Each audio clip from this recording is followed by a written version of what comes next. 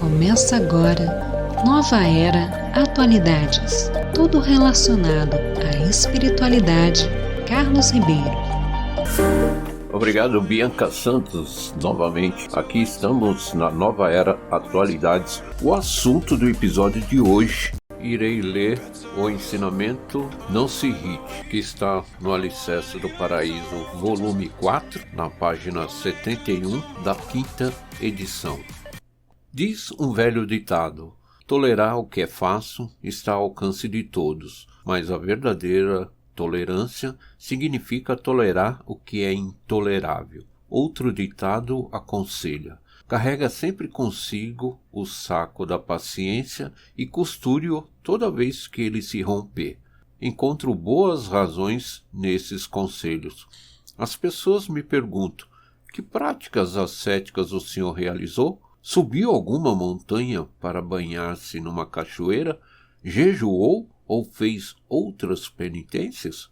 Então esclareço que jamais pratiquei tais coisas. Todas as minhas penitências consistiram em tolerar a tortura das dívidas e reprimir a ira. Quem ouve fica espantado, mas é a pura verdade. Creio que Deus determinou aperfeiçoar-me mediante purificações desse tipo, pois continuamente têm aparecido fortes motivos para eu ficar irritado.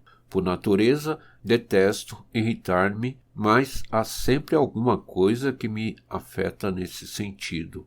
Certa vez passei por tanta vergonha devido a um desentendimento que mal conseguia encarar as pessoas. Minha indignação atingia o auge e eu não conseguia reprimi-la.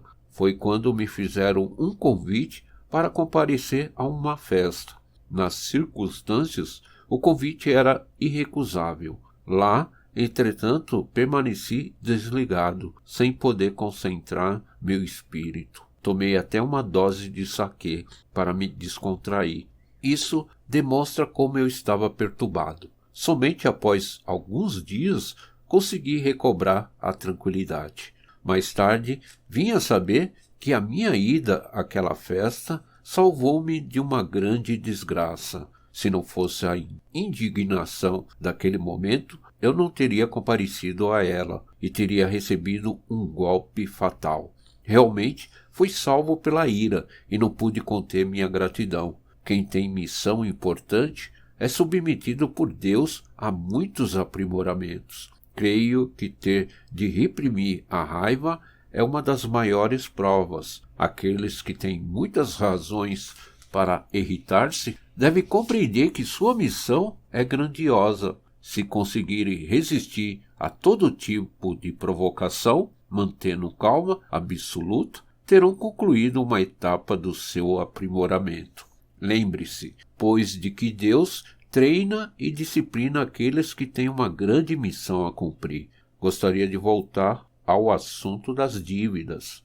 Baseado na minha própria experiência, concluí que as dívidas são motivadas pela precipitação que nos faz forçar situações. Jamais devemos forçar uma situação. Se o fizermos, talvez obtenhamos um êxito passageiro. Entretanto, mais cedo ou mais tarde, seremos colhidos pelas consequências, enfrentando obstáculos inesperados. É possível que após um rápido sucesso, nos vejamos forçados a voltar ao ponto de partida, examinando as causas da derrota do Japão na Segunda Guerra Mundial. Veremos que houve quem forçasse muito a situação. Impor soluções e precipitar providências provoca desequilíbrio mental e impede as boas inspirações. Pior ainda é agir à força, de qualquer maneira, na falta de ideias. Só devemos tomar resoluções depois que surge a ideia apropriada, isto é, quando houver certeza de que o plano concebido não vai falhar.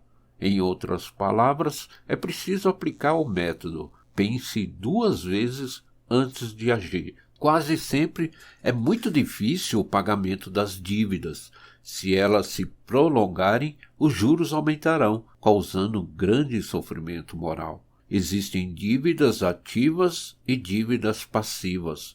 As ativas fazemos-las para investir em negócio rentoso, as passivas para cobrir prejuízos. Embora muitas vezes essas últimas sejam inevitáveis, não devemos contraí-las. Se formos vítimas de prejuízos, devemos abandonar toda ostentação e falsa aparência, reduzir nossos gastos e esperar que surjam novas oportunidades. Também desejo chamar a atenção para um ponto importante: a ganância. Consideremos o velho ditado: quem tudo quer, tudo perde. Os prejuízos geralmente são causados pela ambição de ganhar demais. Não existe nesse mundo o pretenso negócio da China, que tantos vivem a propor. Desconfiemos desse tipo de negócio. O empreendimento que não parece grande oferece melhores perspectivas. Exemplificarei com minha própria experiência. Certa ocasião, eu precisava de dinheiro para saldar dívidas e impulsionar a obra religiosa. Não foi fácil consegui-lo. Enquanto eu o desejava muito, não entrava dinheiro algum. Por fim, resignei-me, deixando o problema nas mãos de Deus. Quando eu já estava esquecido de tudo, comecei a receber inesperadamente grandes somas. Percebi, então, que o mundo não pode ser explicado em termos de raciocínio comum. 25 de janeiro de 1949. Se inscreva em nosso canal e deixe seu like.